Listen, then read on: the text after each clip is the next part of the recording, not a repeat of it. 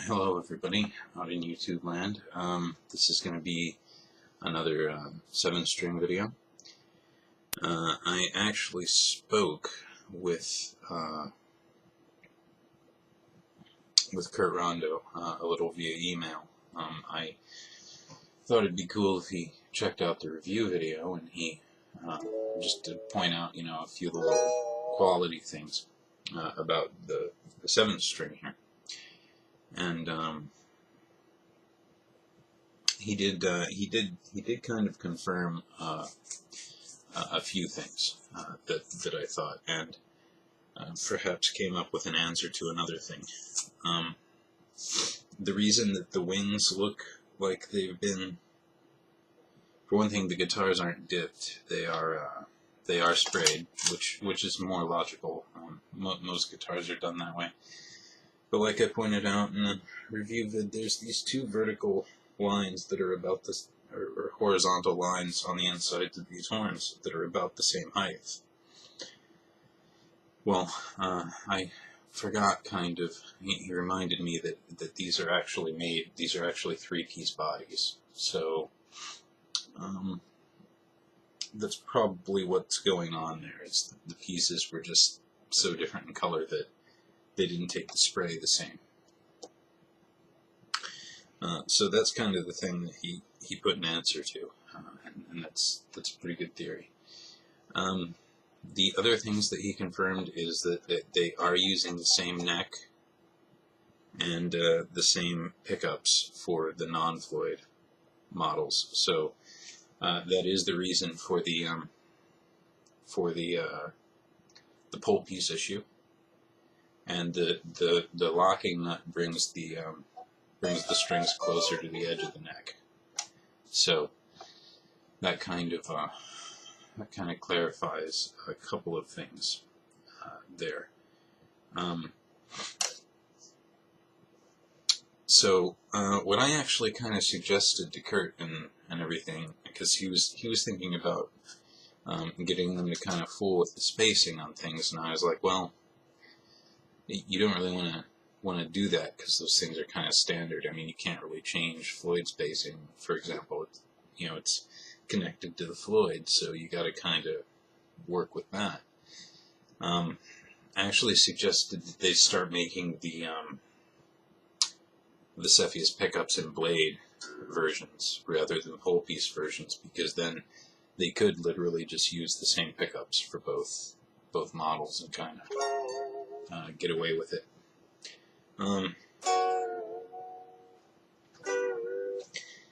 So there's that.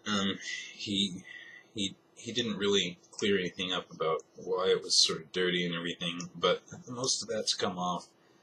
Even the knobs are starting to kind of be a little more quiet.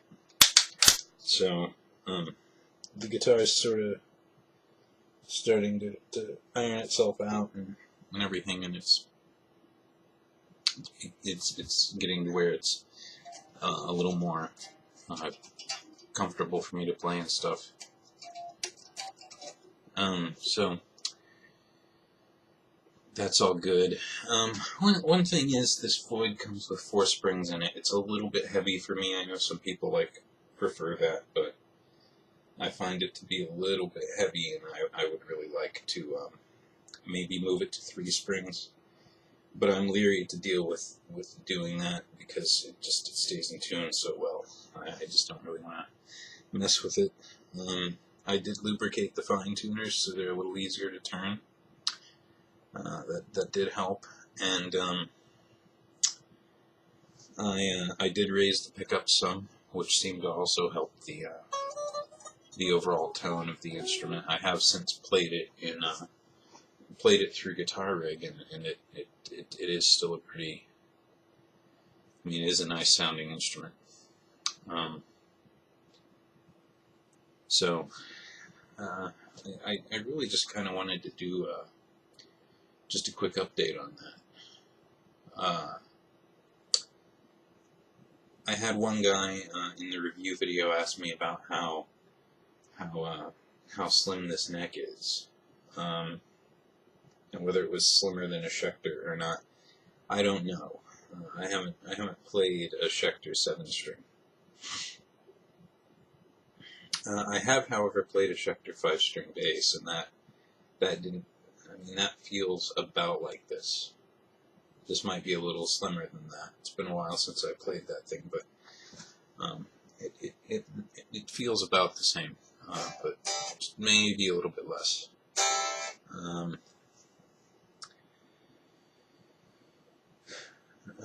He was asking if it was slimmer than a Wizard 2 neck, and I haven't really even touched a Wizard 2 neck. But like I don't have like super small hands, but they're not huge, and I don't have much trouble playing this thing. I do notice that after playing for a little bit, especially doing some bar chords, my hand does start to hurt some, but I think that's more due to just kind of an adjustment period. You know, your index finger over here is holding down the tension of an extra string, even though it's not much. It does add up.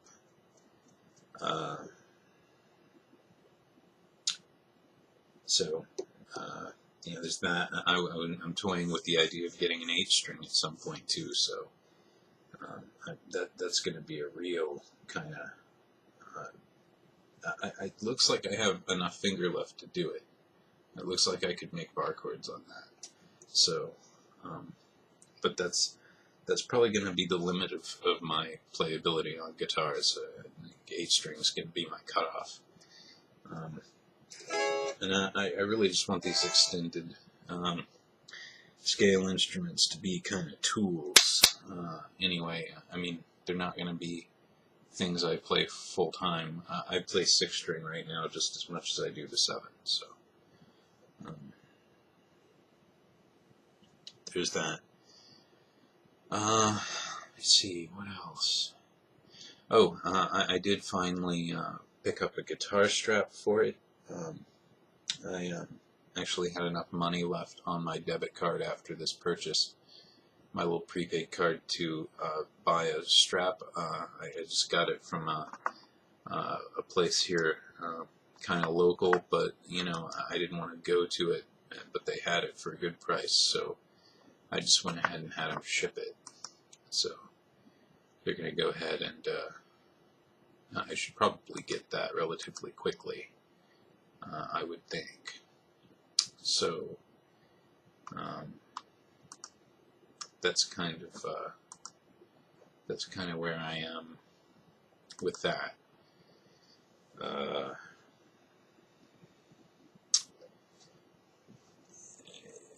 It's not like a real major kind of guitar strap or anything. It's just it's just a real basic nylon black one. But it was less than $5 after tax. I paid tax on it because it's local, no shipping. So I probably could have done better if Musician's Friend had one that wasn't going to carry shipping. And I was thinking about getting another color, but I wouldn't have had enough money for that, actually. I ended up having like 30 cents left over after the transaction, because every transaction you do on a NetSpend card is an extra $1. So you don't really want to use it to buy really cheap stuff, but in this case I thought less than $5 was still a good price for a basic guitar strap. So I'll be able to have this thing strapped on soon, and be able to like stand and play and stuff, which I kind of prefer. I tend to sit and play and practice kind of a lot, but Billy Sheehan said it's a good idea to have your instrument kind of the same place it's going to be when you're standing, even when you're sitting, so you get used to having your arm in the right place and everything. And I would tend to agree with that. That's fairly good advice.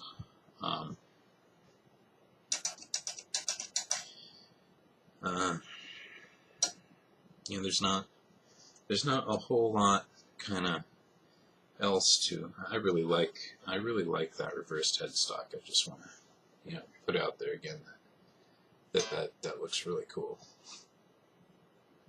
I love reversed headstocks.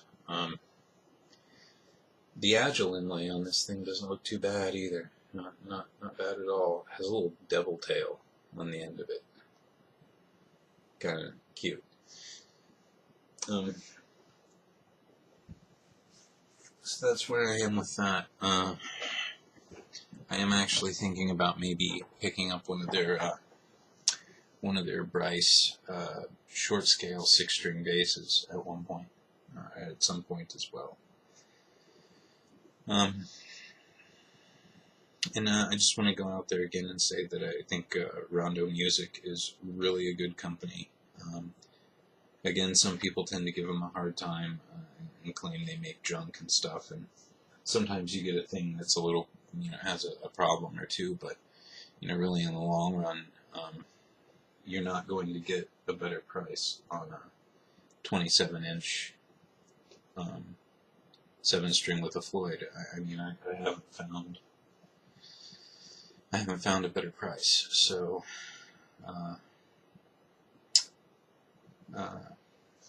you can't really.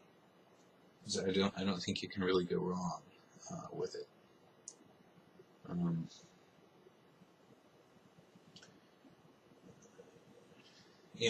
again, most people kind of want to trick out their instrument some anyway and upgrade it. So if you buy something that isn't too expensive and needs a pickup upgrade anyway, for example, just use that as an example, then you can kind of justify buying the pickups. Whereas if I bought like a $500 Ibanez, I'd be kind of like, well, I didn't get the baritone scale, and these humbuckers are needing replaced, but I can't spend too much money on the guitar. So I am planning to put some nicer pickups in this thing. That was kind of the plan from the beginning. I'm thinking I'm going to put green pickups in it, and probably going to put a DiMarzio Tone Zone. I'm a big fan of the Evolution pickup, and they do make a 7-string Evolution version, but I think I'm going to go ahead and save the Evolution for my 6-string that I'm probably getting back here soon to kind of put in that. Or if I get another 6-string that's a little more aggressive, I'm probably gonna save the Evolution for the 6-string and put a liquefier in the neck of that. So Evolution liquefier.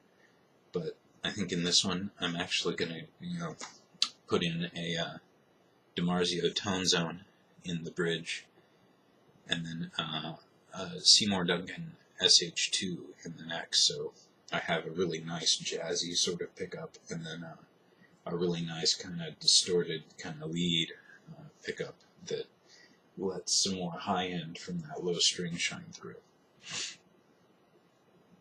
Or at least that's the plan. But that's $140 in pickups, and the Seymour doesn't come in green, so I'm gonna have to get some bobbin covers for it or something, or just go black on both of them or something like that. But I think I'm gonna look into the bobbin covers and do that. They do sell them, so you can stick them right over the top of the pickup, and they do seem to match the DiMarzio green pretty well. So if they don't, I suppose I can just get another set of bobbin covers and stick them over the DiMarzio. Then I was thinking of getting some extra. Knobs for this. Taking these off and taking the toggle off and just putting this aside, and then sort of getting some new ones and painting those green as well. So purple and green, or maybe pink or something. I don't know, but I do have some planned upgrades for it. This is what I'm saying. Anyway, good night, everybody.